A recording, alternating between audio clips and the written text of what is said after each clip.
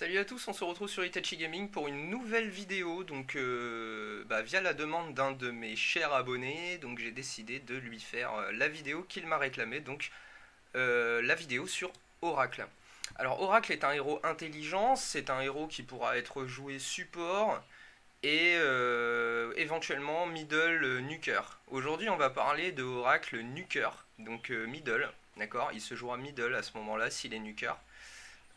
Donc voilà, ça va être un build nuker et non pas support, d'accord. Donc si vous voulez une vidéo Oracle support, n'hésitez pas à me lâcher un petit com, à me le demander et voilà, je referai une autre vidéo à ce moment-là. Voilà, allez, c'est parti, Oracle nuker.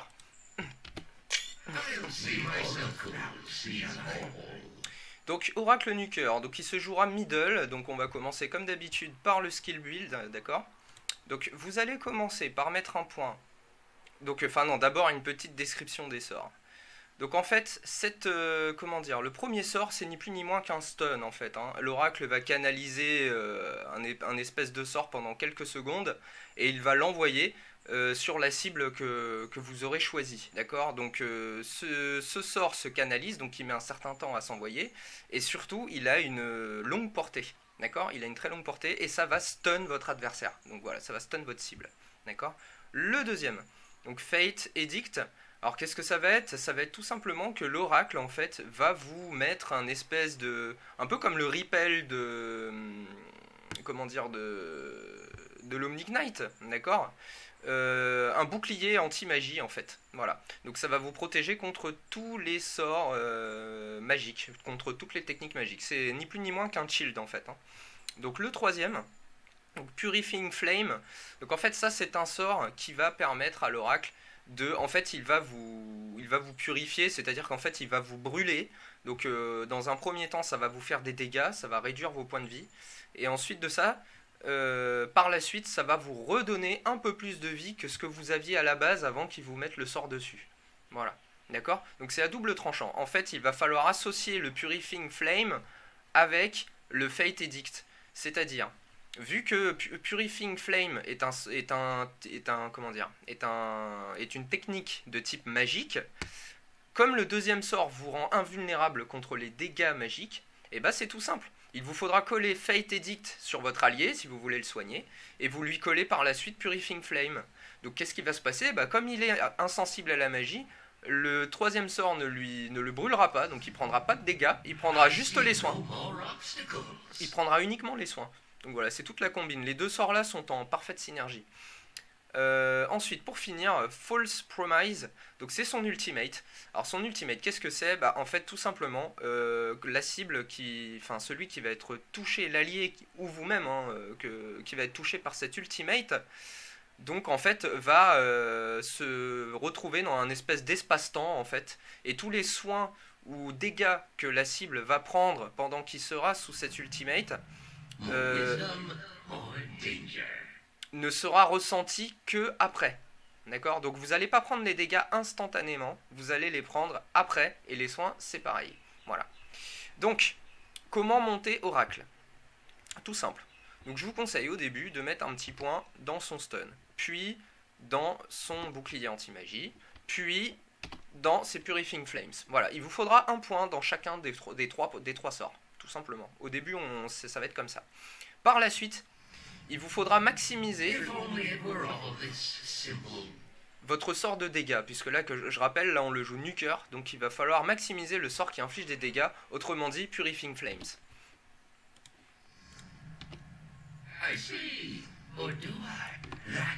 Bien sûr, prenez votre ultimate quand vous l'avez, bien évidemment. On continue, on maximise Purifying Flames. Voilà. Une fois rendu à ce stade-là, il vous faudra maximiser le premier, donc Fortune's End. D'accord. Donc votre stun, pour ainsi dire. Donc, voilà. Voilà, et vous allez tout simplement finir après par maximiser Fate's Edict. Bon, là on passe niveau 11, donc bien sûr on prend son ultimate. Voilà. Et là maintenant on maximise le deuxième. Donc voilà, on maximise le deuxième, 3 points dedans, là, 1, 2, 3, voilà. Bon, on va passer niveau max, voilà. Donc maintenant, une fois Une fois à ce stade, bon bah maintenant on va parler de l'item build. Enfin, ouais, je vais quand même vous montrer à quoi ressemblent les sorts. À chaque fois, je sais pas trop à quel moment vous montrer les sorts. Je pense qu'avant l'item build, c'est pas mal. Bon. Donc déjà, on va utiliser son ultimate parce que bon, voilà, on va dire que ça inflige pas de dégâts. Donc son ultimate, ça ressemble à ça. Donc vous allez vous cibler. Voilà, vous êtes comme ça. En admettant que l'ennemi vienne vous frapper. Donc voilà, j'ai pris 2 coups.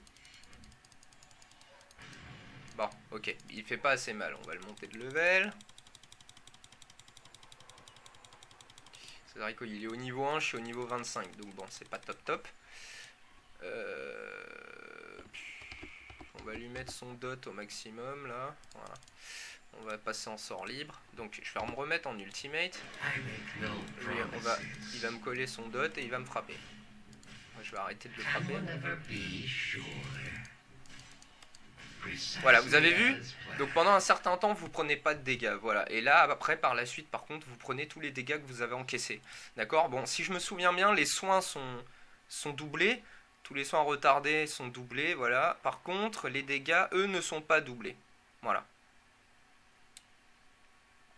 Alors, retire les effets des états négatifs dès le lancer du sort initial. Oui, donc ça vous débuffe également, un peu comme le soin du Légion Commander ou le premier skill de Slark. D'accord, ça va vous débuff. Si vous avez des trucs négatifs sur vous, ça va vous les enlever. Genre des dots, des ralentissements, des choses comme ça. Voilà.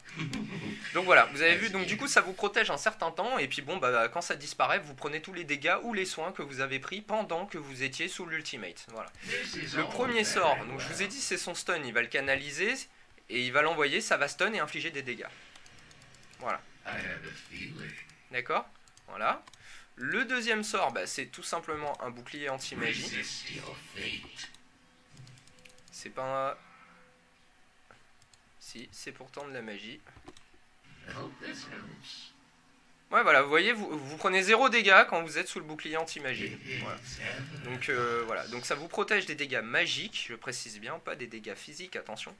Et enfin, le troisième sort, donc votre sort de burst, donc qui est Purifying Flames, ça va voilà, réduire la vie de votre adversaire ou de votre allié, puis le soigner par la suite. Donc dans votre cas, si vous le faites sur vous, regardez, là je suis blessé, je me blesse encore plus avant que ma vie remonte, d'accord? Bah, toute la combine va être, de façon à ne pas prendre les dégâts auparavant, il va vous falloir vous mettre le bouclier anti-magie, puis le sort de soin. Et là vous voyez, ma vie n'est pas descendue, j'ai que l'effet du soin. Voilà. Donc il va falloir combiner ces deux sorts en fait, hein. Voilà. Donc... Voilà, donc on va s'arrêter là. Vous avez vu les 3 sorts, hein, donc le stun, le bouclier anti-magie, le Purifying Flames, donc qui soigne, enfin qui inflige des dégâts et qui soigne par la suite, l'ultimate qui vous protège des dégâts et de tout le reste d'ailleurs et qui vous débuffe, et vous prenez les effets par la suite, les effets néfastes une fois que l'ultimate est terminé. Voilà. Donc maintenant ce qu'on va faire, je vais le stuff et je vais vous montrer comment le jouer quand il est nuker du coup. Alors, donc je vous conseillerais au début... Si vous jouez un oracle nuker, d'accord, je vous conseillerais une fast boots. Une fast boots, c'est assez confortable parce que ça va vous donner du move speed, ça va vous donner un peu de dégâts bruts, vous allez taper un peu plus fort, hein, parce que vous avez quand même des coups extrêmement légers, vous faites pas mal, hein, d'accord. Donc je vous conseillerais surtout une fast boots si vous jouez middle en nuker. Ensuite, une fois que vous serez à ce cap là, je vous conseillerais de partir sur un Dagon. Il vous faudra un Dagon, bah, bien sûr, level max. Voilà. Ensuite, je vous conseillerais de partir sur une Blink Dagger. Pour le placement, c'est super intéressant. D'accord. Par la suite, c'est pas conseillé ici, mais je vous conseillerais pour combiner, en fait, un peu comme Bounty Hunter. Hein.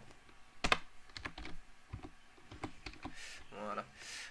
Je vous conseillerais une Ethereal Blade.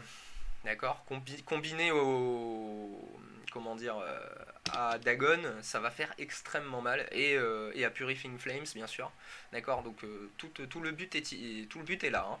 Donc ensuite je vous conseillerais éventuellement en début de partie, j'ai été un peu bête, j'ai oublié de vous le mettre, c'est pas EA, c'est AE, voilà.